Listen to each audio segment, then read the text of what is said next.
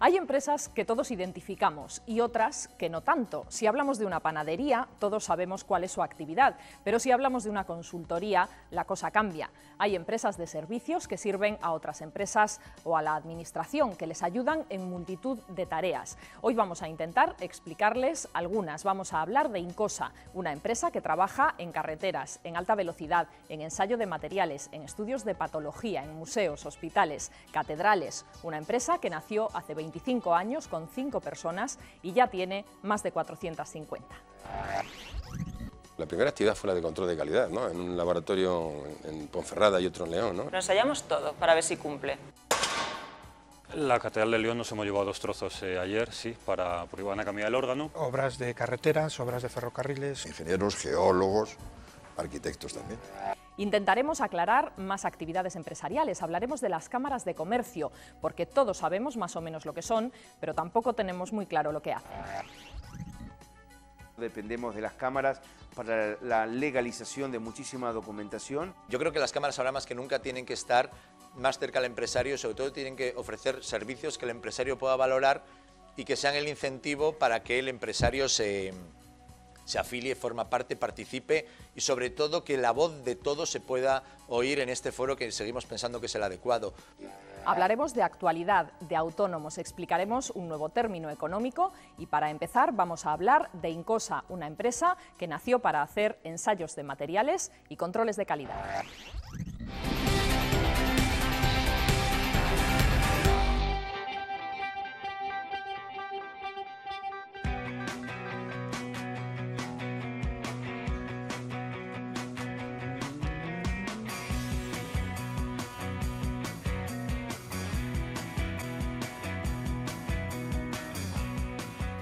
Buena pregunta. ¿Qué es una consultoría? Pues una consultoría podríamos decir, no sé. No, la consultoría no es un intermediario. Si no estamos, no se sabe si las cosas se van a hacer bien o se van a hacer mal, o sea, se harán. No, la consultoría es un ejecutor. Una empresa creada para resolver problemas a los clientes, puede ser. Consultoría por sí mismo no dice nada, hay que ponerle apellidos. Lo de 4 ojos ven más que 2. Incosa es una empresa consultora de ingeniería y servicios. Nuestro cliente normalmente es la administración pública, el gobierno. Entonces, cuando el gobierno quiere hacer un edificio o una carretera, no tiene suficientes técnicos para garantizar que eso se haga siguiendo unos ciertos criterios y conforme a un proyecto. Entonces, nosotros nos encargamos de asegurarnos de que las constructoras hagan el trabajo siguiendo con un proyecto inicial y cumpliendo con unos presupuestos. Nuestra relación con el constructor es de vigilancia, de control, de seguimiento, de como dicen por ahí, mosca cojonera, de estar detrás de ellos.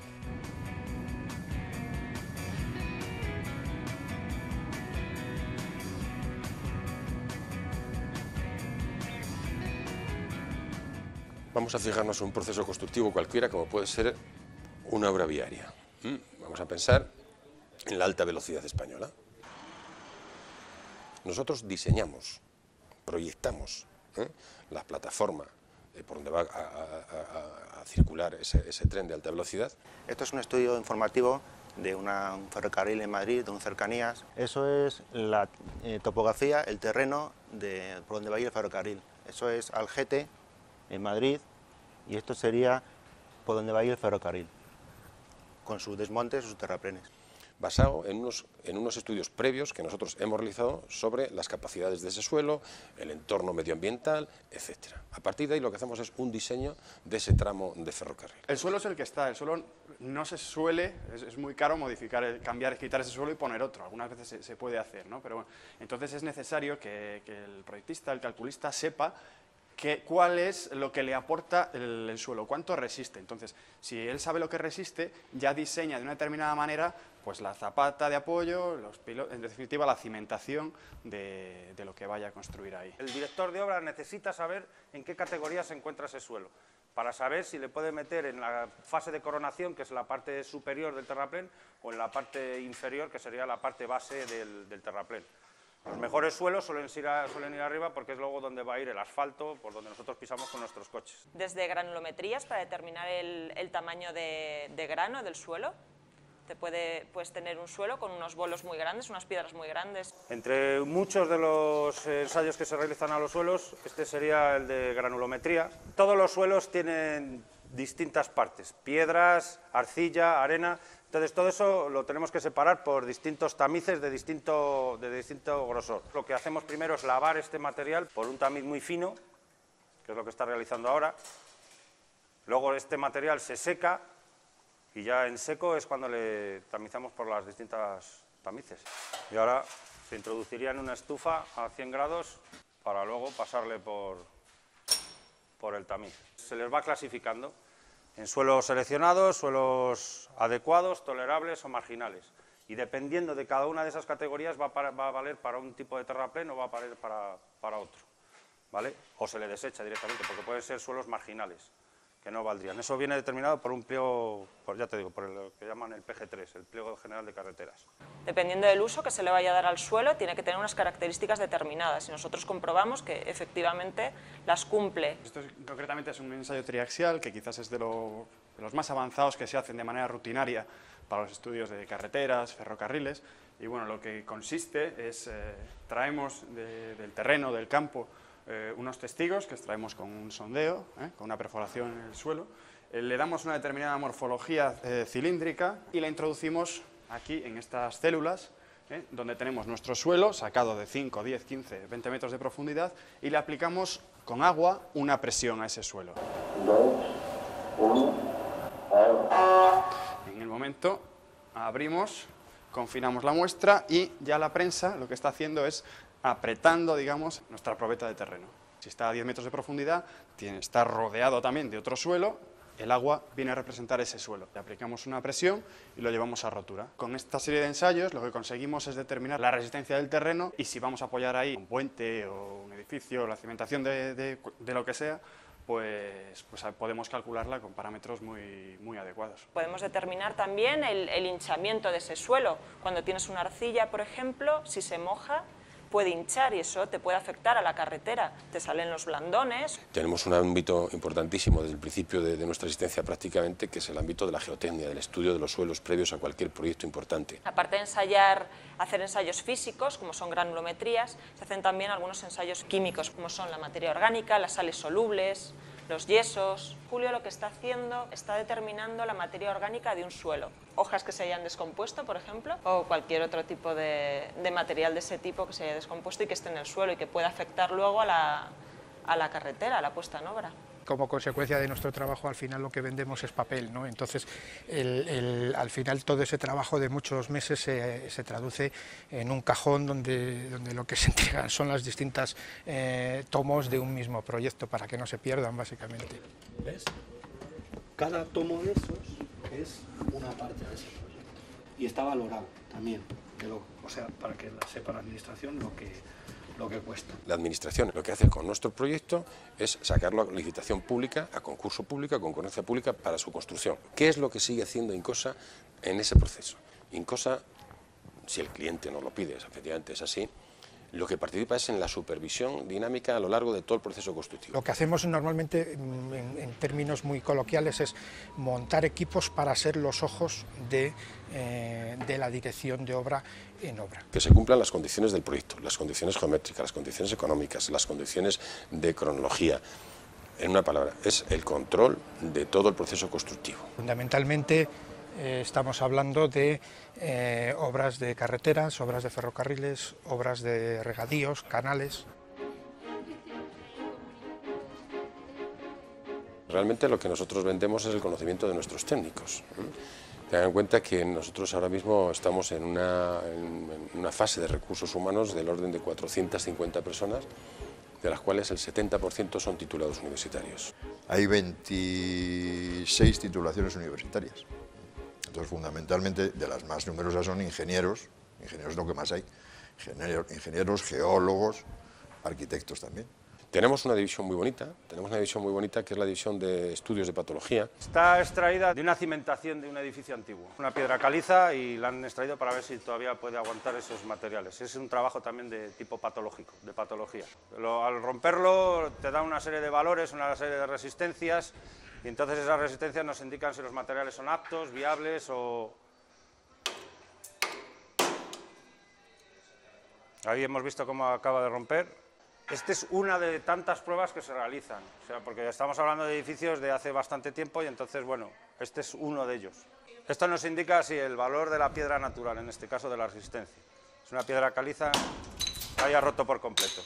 Bueno, ahora los técnicos ya analizan la cantidad de resistencia y sabiendo el diámetro que tiene, la superficie, la altura que tiene el testigo, pues nosotros ya hay unos valores estándares y normalizados que te dicen si la piedra es apta o no apta para mantenerse en ese edificio. Llega a un edificio, por ejemplo, últimamente hemos hecho varias sedes de los bancos de España. Los bancos de España se están vaciando y se están dando otros usos. Por ejemplo, el de Salamanca se va a convertir en el Museo Nacional de Arquitectura. Pues era un edificio que está configurado para atención al público en unas zonas, viviendas en otras, y ahora se va a dedicar a todo exposiciones. Se le quiere vaciar, quitar muros, modificarlo, dejando ciertas cosas existentes.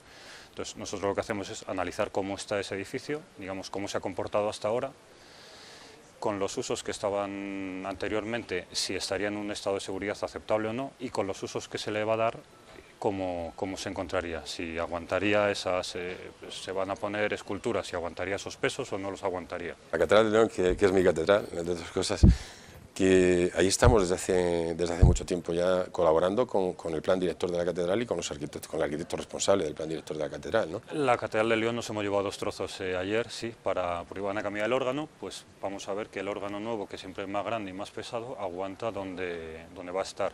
Es un departamento que yo le tengo especial cariño porque requiere una tecnología y unos conocimientos técnicos muy importantes, muy especializados, donde hay unos técnicos pues altamente cualificados, la verdad. Detectamos el problema, diseñamos esa solución, si es necesario hacer un formato de proyecto, redactamos ese proyecto y luego tenemos un equipo de gente de obra que también podría ejecutar esa solución. Serían soluciones muy específicas, no tenemos albañiles a la usanza normal, lo que tenemos es gente que sabe reparar estructuras, que sabe hacer tratamientos de resinas, que sabe controlar los movimientos de un edificio cuando se está actuando sobre él. Tampoco hay que irse a edificios tan históricos, o sea que nosotros también nos llaman para emergencias. Estamos ahora mismo desarrollando la reconstrucción, por así decirlo, de la Casa Cuartel de Burgos, donde después del acto terrorista hicimos una evaluación de los daños y hicimos un diseño de cómo reconstruir. Hemos hecho un trabajo que todavía sigue teniendo sus coletazos en Palencia. Hubo una explosión de gas hace 3 años y medio, va a ser 4 años, en la calle Gaspar Arroyo. Y ahí lo que se hizo fue una actuación integral de emergencia. A las pocas horas ya había un equipo ahí desplazado, viendo cómo era la seguridad estructural de los edificios, aconsejando a los técnicos municipales y autonómicos si la gente podía o no podía estar en sus viviendas, y luego aparte se hizo también una asistencia para la Junta de Castilla y León, pues coordinando todos los arreglos, la vuelta de la gente a sus casas, la gestión de recobro con los seguros implicados. La empresa SICA, que digamos que nos suministra productos muy específicos para obras muy específicas de refuerzo de estructuras, nos dio el premio nacional por la obra de refuerzo mejor hecha ese año. Ayer se lo decía yo a un amigo, me hubiera gustado menos premios y más contratos en este año que estamos pasando tan duro, ¿no? Pero bueno, yo creo que la satisfacción más grande que yo he podido personalmente, ¿no? Que yo he podido tener, yo creo que está radicada en 2 ámbitos, ¿no? Es ver que un proyecto que nació con 5 personas. Empezó en Ponferrada en 1985 con un laboratorio como el que habéis visto. Bueno, no, como el que habéis visto, no, pequeñito. Y hablar ahora de cerca de 500 personas, 450, 470 personas, lo que más satisfacción te da es esto. Si además tienes otra concurrencia en este caso, ¿no? Que es el ámbito familiar, ¿no?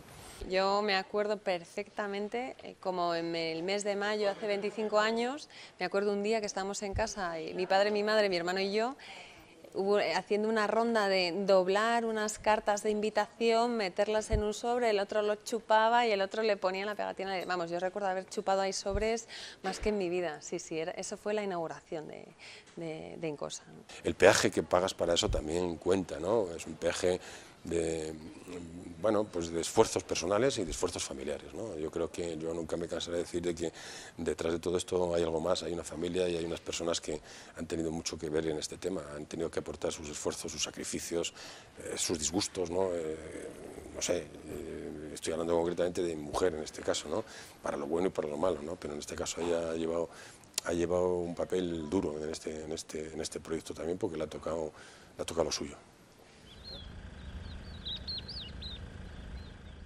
Bueno, el objetivo de Incosa es sobrevivir. Estamos adquiriendo empresas, estamos internacionalizándonos y estamos creando nuevos productos, trabajando en nuevos sectores.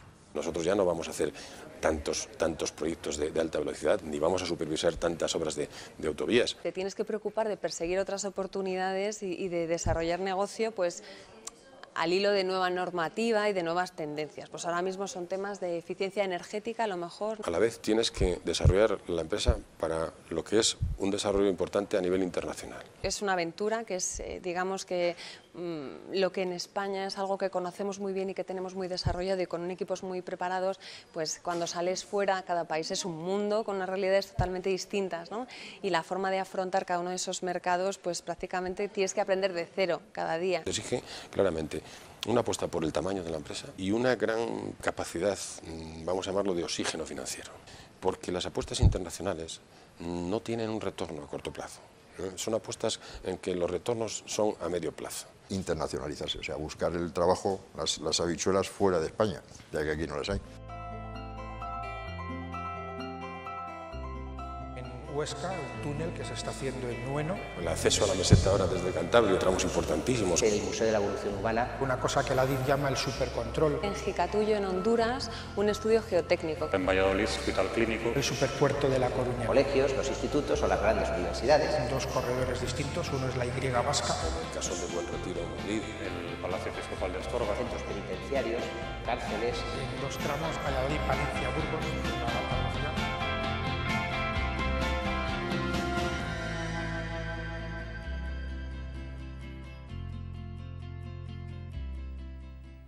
Entre las últimas medidas contra la crisis aprobadas por el Gobierno está la eliminación de la cuota cameral.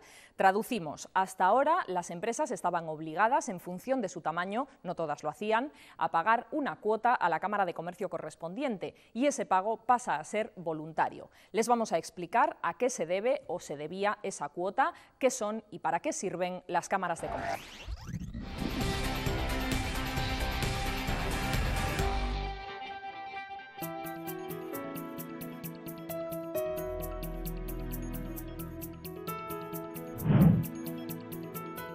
Lo que las cámaras de comercio están haciendo es abrir mercados.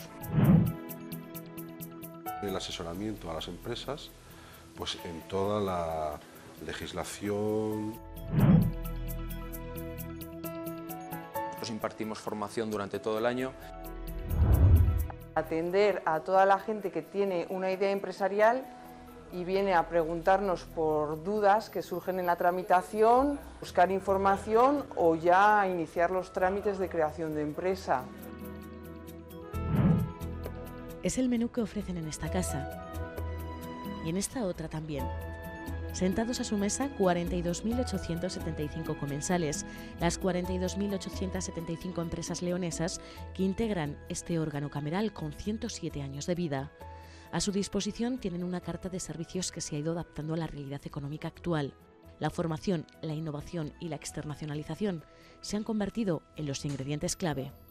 Hola, buenos días. Diego, ¿cómo estás? ¿Qué tal? ¿Qué tal? Bien. Siéntate.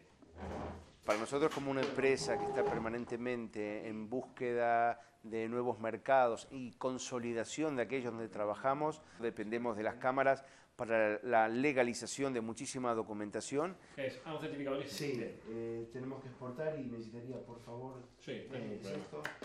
Diego tiene que estar al día de todo, de lo que por ley exige cada país, de las barreras administrativas o de los aranceles que tienen que pagar para exportar los medicamentos para animales que fabrica su empresa. Sabe por experiencia que sin ayuda hubiese sido imposible conseguir lo que ya han conseguido, exportar el 30% de lo que fabrican a 45 países del mundo. Dependemos de las cámaras para la elaboración de las agendas, que estén bien elaboradas, que nos permitan ir a pisar en un mercado por primera vez fuertemente, sin pérdida de tiempo, sin pérdida de dinero. Y es lo que intentan hacer día a día en este despacho. Estudian las necesidades de las empresas a las que representan, las oportunidades de negocio que tiene cada país y a partir de ahí empiezan a contactar las citas y a organizar el viaje. Primero intentamos encontrar la idoneidad, es decir, si hay alguna empresa que no encaje con ese mercado, nosotros somos los primeros que le decimos, pues tal vez este mercado no sea el tuyo, el idóneo, y sin embargo tenemos otros mercados a los que podrías acudir. Pero una vez que esta empresa sabe que en ese mercado puede tener posibilidades, que normalmente ellos lo saben, estas empresas viajan con nosotros y tienen, pues por lo general, en los 2 días que suele durar una misión comercial en un país, pues del orden de los 12, 14 o 15 contactos. Entonces, como mínimo, esa empresa se lleva un estudio de mercado fidedigno y fiable sobre cuáles son sus posibilidades en ese mercado, a corto, a medio o a largo plazo.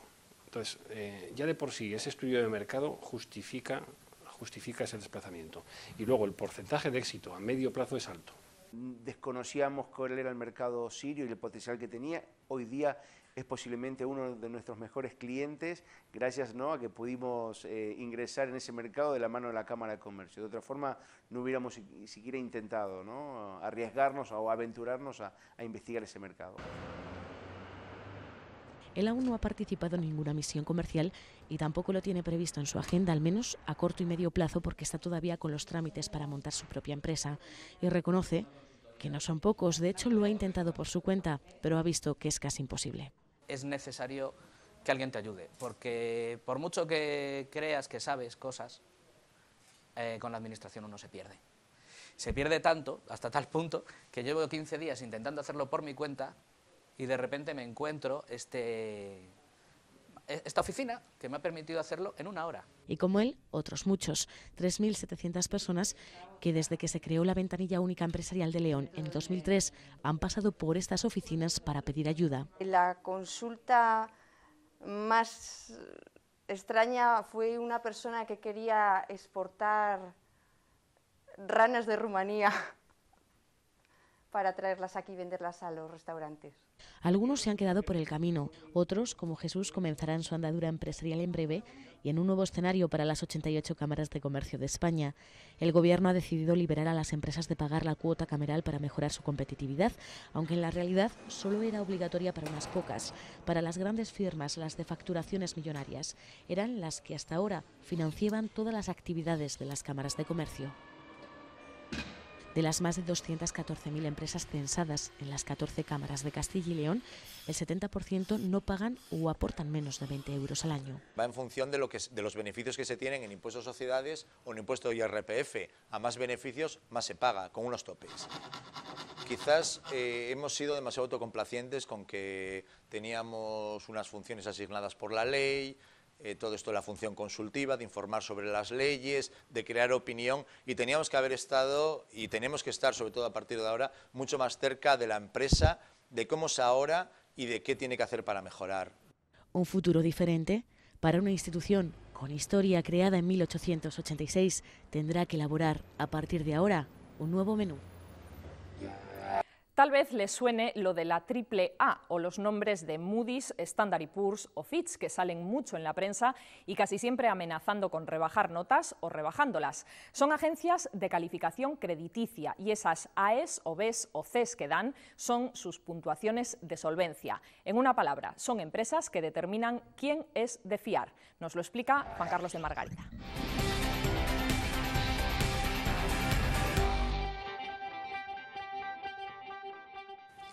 Hoy definimos el concepto de agencia de calificación crediticia. Muchos de ustedes han visto en los periódicos económicos que un valor o otro valor está calificado con una AAA o con una BBB o CCC.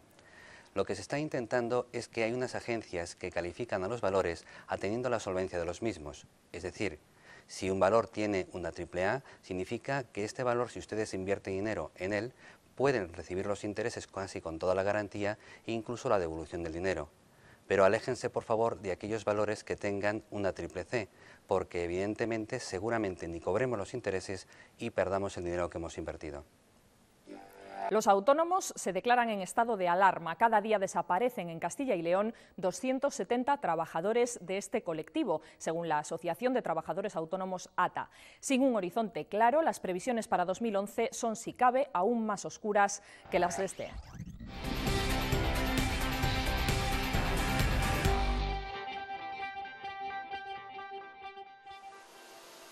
Mensaje de socorro y augurios muy negros para 2011, que minan el mermado ánimo de los autónomos tras los resultados de este 2010.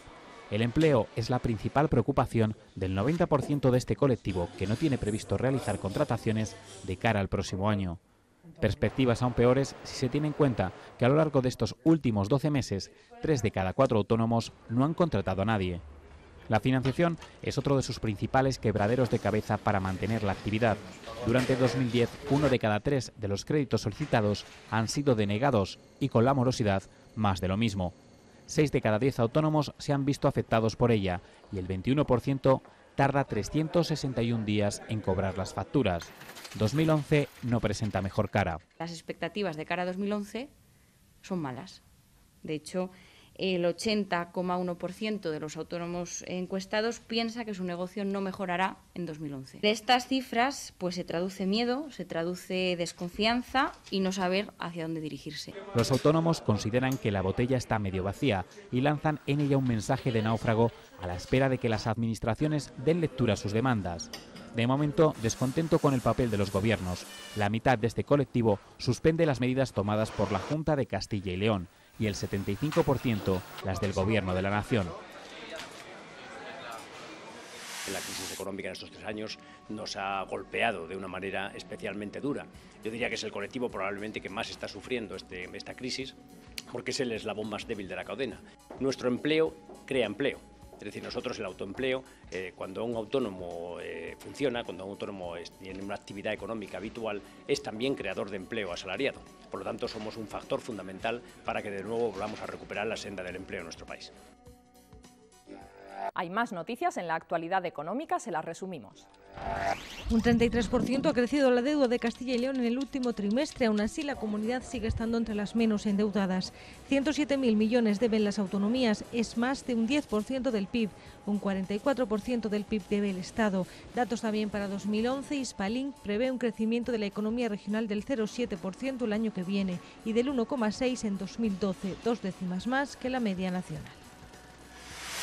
El IPC subió en el mes de noviembre un 0,5%. Es su nivel más alto de los 2 últimos noviembres y coloca la inflación interanual en el 2,4% en Castilla y León, un 2,3% en España. La desviación de los precios le costará al Ejecutivo Central 2.660 millones de euros para compensar las pensiones.